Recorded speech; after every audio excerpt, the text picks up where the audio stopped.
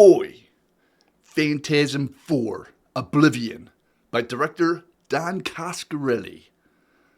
So, the big question is, does this pick up from where part 3 left off in such a shocking fashion? Yeah, kinda.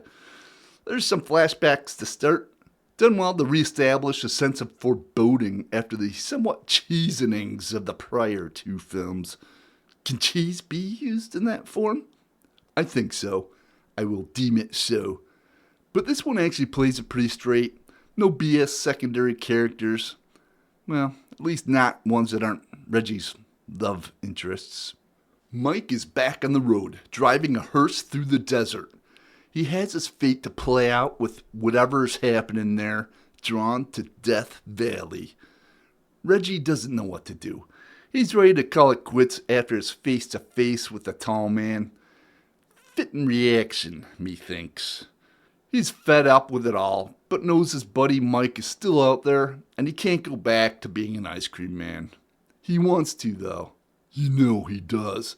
He still even has the suit.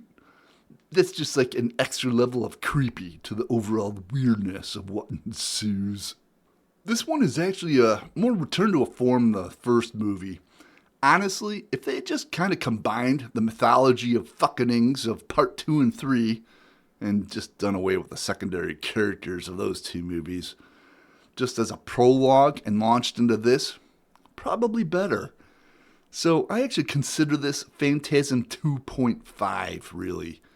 Coscarelli ends up using some unused footage he shot from the first one to usually good effect. Used as flashbacks here, obviously. It supplements the story to fill in a few more of the blanks in the mythology he started with the first movie, but still just kind of stretches the plot out. The ending is not like the shock endings of the prior, but still left pretty open-ended.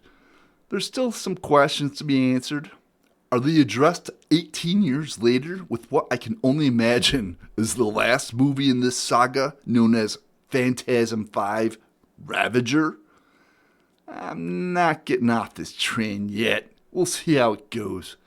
This one renewed my interest a bit more to see how it all plays out. Great scene, desert dimensional forks. There's a few of them. Then there's a lot of them. What to do, oh what to do. Other notes? Interesting scope of the overall story is explored more. Keeps it a little bit more intriguing than some flicks, but not like Inception kind of fuckery.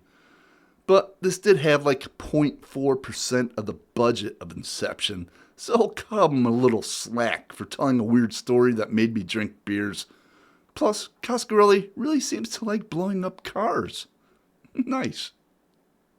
So, overall story, I'm giving it 3.5 beers. Ends up adding a little bit more interesting element to the story. Look, 4 beers. Yeah, experience shows here and does a decent job with just laying the story out there. So, yeah, if you skip 2 and 3 and went to this, you probably aren't worse off. But, yeah, this one isn't bad. Let's see how it ends with part 5. Cheers.